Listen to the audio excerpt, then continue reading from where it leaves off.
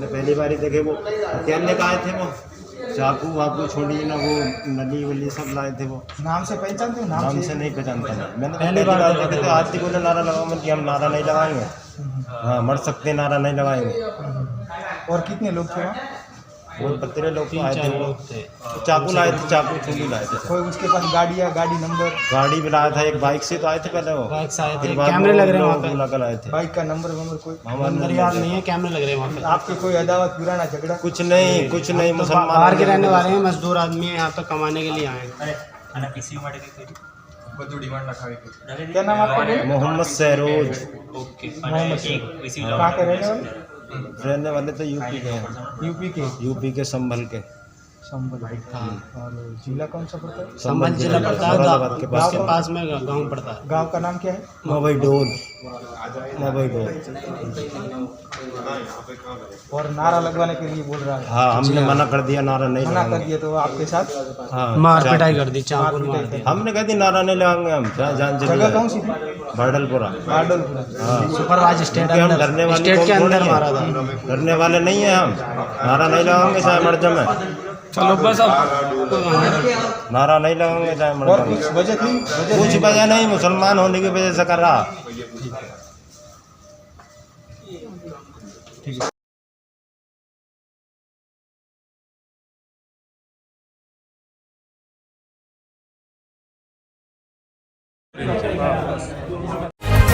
आप देख रहे हैं देश लाइव, देश की आवाज। अस्सलाम वालेकुम, आदाब, नमस्कार, सत श्री अकाल। मैं सहल कुरैशी, देश लाइव में आपका स्वागत है। इस वक्त मैं अहमदाबाद के सिविल हॉस्पिटल में मौजूद हूं, क्योंकि जिस तरीके से पिछले कुछ सालों से और कुछ महीनों से जो घटनाएं घट रही है देश के अलग अलग हिस्सों में, सवाल कई उठने लगे कि आखिरकार क्या बात है कि हिंदू मुसलमान का इतना डिवीजन क्यों किया जा रहा है। लेकिन यहाँ पर जो आज हम खड़े हैं कि एक मुसलमान लड़के को तलवार से मारा गया जय श्री राम के नारे बुलवाने के नाम पर। लेकिन सबसे बेहतरीन यहाँ पर एक गंगा जमुनी तहजीब की एक ये मिसाल, जो तहजीब हमारी रही है उसकी मिसाल यहाँ पर एक पेश की गई। गुजरात के अहमदाबाद के अंदर विजेंद्र भाई राजपूत हैं। जब एक मुसलमान लड़के को मारा गया तलवार से, 7-8 लोगों ने, जब वो लड़का नमाज पढ़कर अपने कारखाने पर, माधोपुरा इलाका अहमदाबाद का, वो अपने कारखाने पर वापस लौट रहा था। शहरोज नाम है लड़के का, तकरीबन 24-25 साल का लड़का है।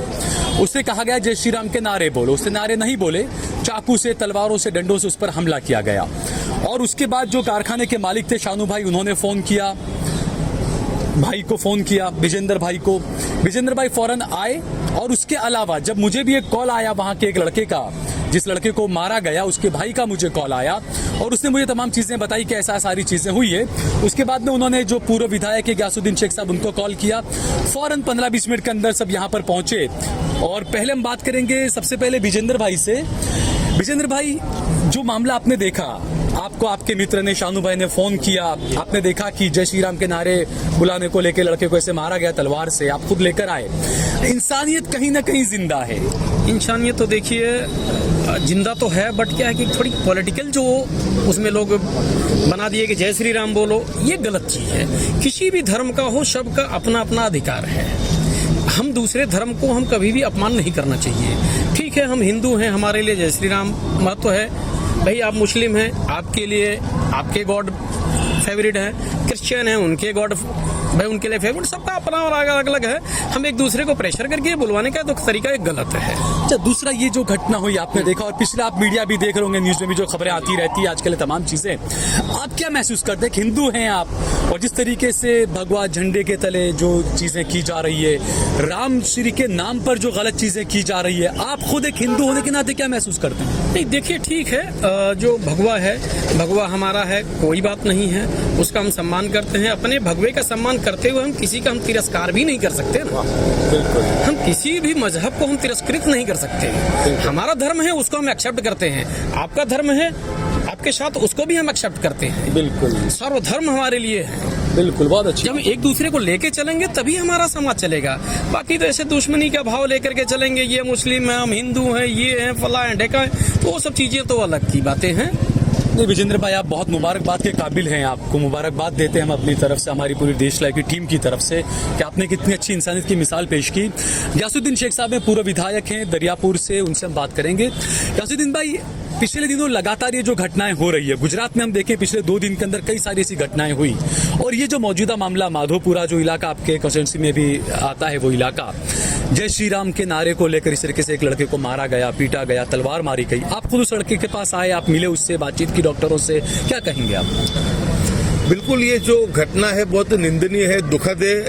देखो, आज भी इंसानियत जिंदा है कि विजेंद्र भाई ने कितनी अच्छी बात यहाँ पर बताई है कि भाई मैं हिंदू हूँ, मुझे गर्व है मेरे हिंदू होने पे, भगवे पे भी गर्व, लेकिन हम किसी दूसरे मजहब का तिरस्कार नहीं कर सकते। इस तरह से मुसलमान है तो मुसलमान को भी उसके मजहब पे फख्र हो सकता है, गर्व हो सकता है, और वो उसके अपने मजहब पे पालने के लिए उसका अधिकार भी है। यानी हमको काम जो विजेंद्र भाई ने ये बताई बात कि भाई हमको अपने धर्म का आदर तो करना ही है, लेकिन तमाम लोगों की धार्मिक भावनाओं का भी आदर करना। और एक बहुत अच्छी जो ये आज जो माहौल है पूरे देश का, और जिस तरीके से हम देख रहे हैं कि लोग आज हिंदू मुस्लिम के नाम पे कुछ मफाद परस्त लोग उसको लड़ा रहे हैं, लेकिन आज भी हम तो आज से नहीं बरसों से कहते आए हैं कि जब तक विजेंद्र भाई जैसे लोग इस दुनिया में मौजूद हैं, इस देश की गंगा जमनी तहजीब को कभी परेशानी नहीं होगी। ठीक है, टेम्पररी ये सब चीजें हो सकती है, लेकिन आज एक बहुत उम्दा मिसाल दी है।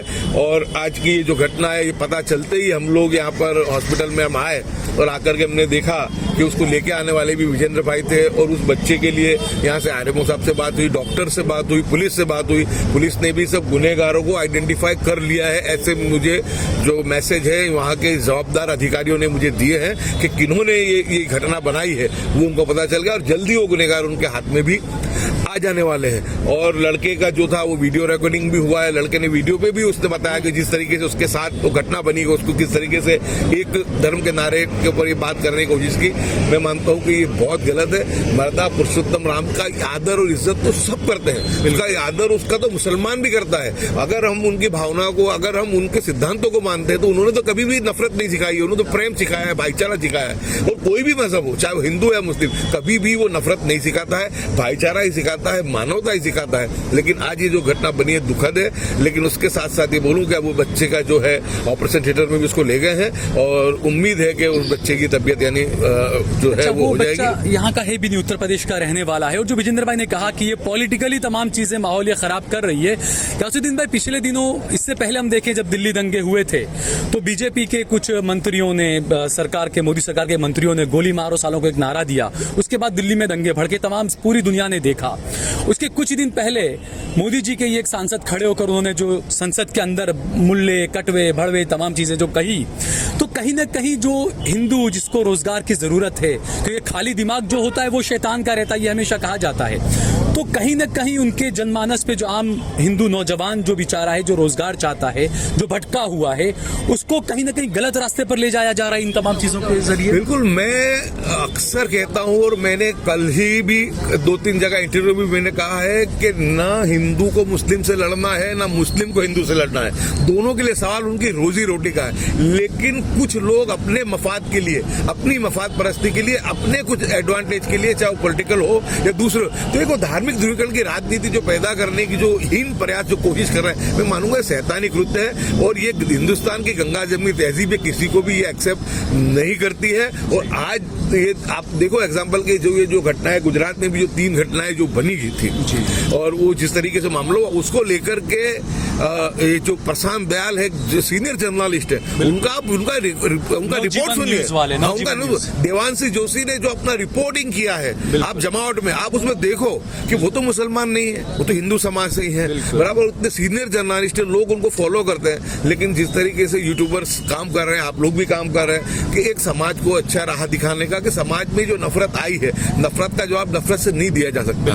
हमको नफरत का जवाब मोहब्बत से देना है। और उसका एग्जाम्पल ये भाई खड़े हैं, देखो आज वो एक हिंदू होने के बाद मुस्लिम को लेकर, तो यही सच्चा भारत है। और मुझे पूरा यकीन है कि चाहे नफरत की कितनी भी राजनीति लोग कर लें, लेकिन उनकी हार जरूर होगी। लोग अब धीमे धीमे इस चीज को समझने लगे कि सियासी मकसद के लिए जो लोगों का इस्तेमाल हो रहा है और लोगों के साथ ये जो घटनाएं बन रही है। आज ये प्रदेश से, उत्तर प्रदेश से आदमी कमाने के लिए आया है, गरीब आदमी है, उसके माँ बाप, उसके बीवी बच्चे वहाँ इंतजार कर रहे होंगे कि भाई हमारा बच्चा वहाँ कमाने गया, मेहनत मजदूरी करने गया, सामान्य सिलाई का काम करता है, और आज उसके साथ ऐसी घटना बने, निंदनीय, ये बहुत घटना है, निर्दयी घटना है। ये बताता है कि आज जो है लोगों का जनमानस जो पिछले कुछ सालों से देश की राजनीति चल रही है, और जो हम देख रहे हैं कि जो ये मेन स्ट्रीम मीडिया है उसके अंदर भी आप शाम खोल करके देखो तो शाम को बस हिंदुस्तान, पाकिस्तान, हिंदू, मुसलमान, इसके सिवा कोई बात नहीं है। लोगों के जनमानस को कर दिया। मैं तो आज ये भी कहूंगा कि ये जो घटनाएं बनी, ना हिंदू को इंटरेस्ट है इसमें, ना मुस्लिम को इंटरेस्ट है। हिंदू और मुस्लिम दोनों एक पहिए के, रथ के दो पहिए के समान है, लेकिन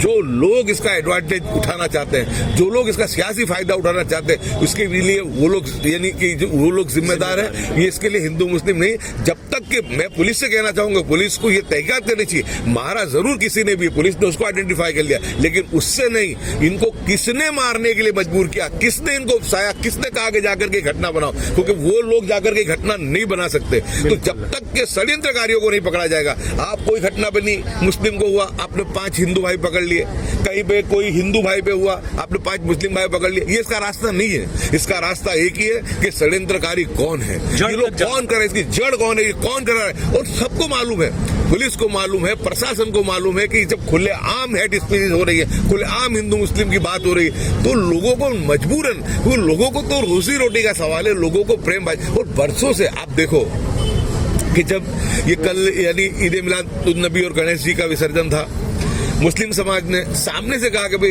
गणेश जी की जो यात्रा है तो हम 28 तारीख को जुलूस नहीं निकालेंगे, हम 29 को निकालेंगे, जबकि 28 तारीख को बेगम साहब का जन्मदिन था। यानी मुस्लिम समाज ने पूरे गुजरात में इतनी बड़ी यानी भावना बताई। और जहां पर ये जब जुलूस निकला अहमदाबाद का भी, तो उसको दिलीप दास जी महाराज जो संत समिति गुजरात के अध्यक्ष है, उन्होंने उसको झंडी बताई, उन्होंने उसको ऐसे उसको विदाई समारोह दिया। और बहुत सब जगह पे जहाँ गणेश विसर्जन हुआ, मुस्लिम समाज ने सूरत से लेकर बहुत सी जगह खड़े रहकर उनको प्यार दिया, मोहब्बत दी। और जहां पे अगर ईद मिलाद का जुलूस निकला तो वहां पर भी सैकड़ों भाइयों ने, जो ये यहाँ पर जो पादरा में जो घटना बनी है, उस घटना का भले परिणाम आखिर में कुछ अलग और आया, उसका स्वरूप और अलग हुआ, लेकिन जिस वक्त में ये शुरुआत हुई वो दरगाह से और हिंदू मुस्लिम दोनों ने खड़े रहकर के वहां से शुरुआत कराई थी। यानी हिंदू मुस्लिम को इस चीज से लेना देना, कुछ लोग हैं जो इसकी कुछ लोग, और वो बिल्कुल अब बहुत सब कहने की जरूरत है। लोग जिनकी राजनीति, जो उनकी विफलताएं हैं, उनकी विफलताओं को छुपाने के लिए, उनके पास कहने के लिए, करने के लिए कुछ बचा नहीं है। तो सिर्फ ये करके ये अवमान्य करो। तो मैं मानता हूं कि आज ये जो होता है, इसमें बेचारे निर्दोष जो होते हैं, वो बेचारे जो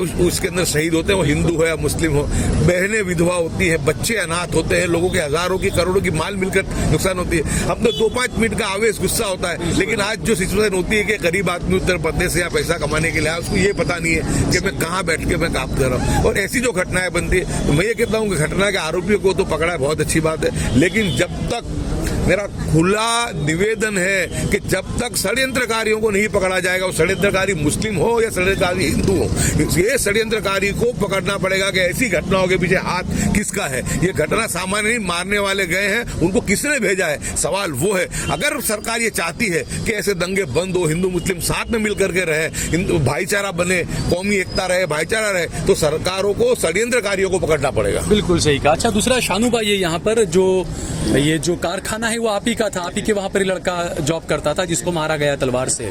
क्या हुआ था, थोड़ा इस तरफ आ जाइए आप, क्या हुआ था आप बताएंगे?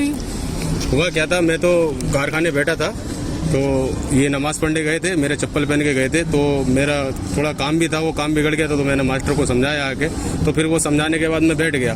मैंने देखा चप्पल नहीं है, तो बोले ये मुल्ला जी चप्पल पहन के चले गए नमाज पढ़ने। फिर मैं वेट करता रहा उनका। ये कौन सी नमाज? असर की नमाज। तो जैसे ही ये आए, 6 बजे, पौने 6 बजे, जैसे ये आए तो मैं चप्पल पहन के फिर दूसरी जगह जाना था मेरे वो काम, तो मैं काम पे वहाँ पहुंचा भी नहीं था कि मेरे पास तुरंत 2 मिनट के बाद फोन आने चालू हो गए कि ऐसे ऐसे शानू भाई जल्दी कारखाने आओ, और ऐसे ऐसे झगड़ा हो गया, और वो बजरंग दल के लड़के सबके सब 10-12 लड़के चाकू लेके ऊपर चढ़ गए, और ऐसे ऐसे उनको मुल्ला जी को चाकू मार दिया। अच्छा। जैसे ही मैं स्टेट में घुसा तो नीचे कम से कम 8-10 लड़के खड़े थे, तो वो सबके हाथ में चाकू थे, तो मैं भी जो उनको देख के पीछे हट गया, क्योंकि मेरी स्कूटी भी गिर गई थी, क्योंकि उनके इतने लंबे चाकू थे उनके पास। नारेबाजी वगैरह कर रहे थे वो लोग? क्या कर? पाइप भी थे। अच्छा, नहीं नीचे खड़े क्या कुछ नीचे खड़े कर रहे थे, नारेबाजी कर रहे थे, पत्थर फेंक रहे थे, और चाकू थे इतने बड़े बड़े, और पाइप भी थे कुछ। आपके कारखाने पर पत्थर? कारखाने के सामने हाँ पत्थर फेंक रहे थे वो। कुछ नारे सुने आपने? क्या नारे लगा रहे थे? नारे वही जय श्री राम के नारे लगा रहे थे।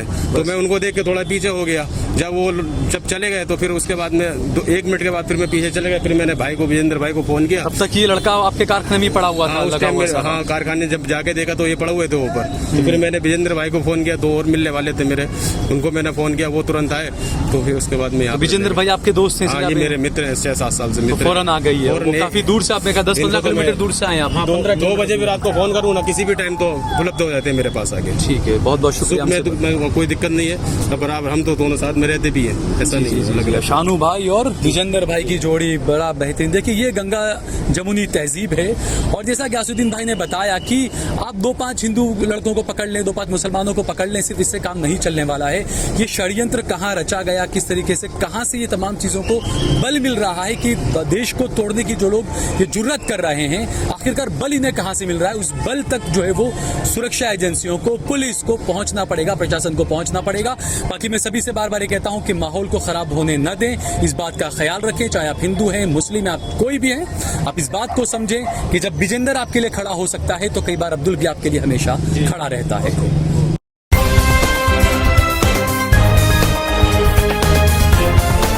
देश और दुनिया की तमाम छोटी और बड़ी खबरों के लिए हमारे चैनल को सब्सक्राइब करना न भूलें और बेल का बटन जरूर दबाएं।